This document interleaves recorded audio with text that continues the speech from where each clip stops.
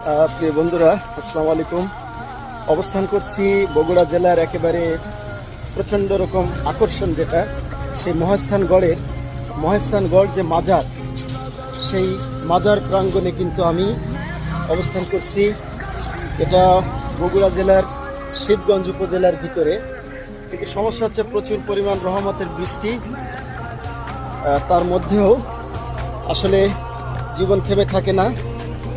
এসেছি ঘুরে দেখার জন্য, বৃষ্টির মধ্যেই নেমে পড়লাম আর কি। এই যে দেখতে পাচ্ছেন,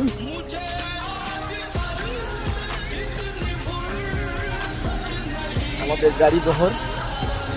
এখানে আমি একটু মাজারে যাব, মাজারটা ঘুরে দেখব।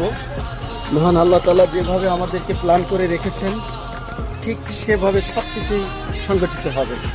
আমার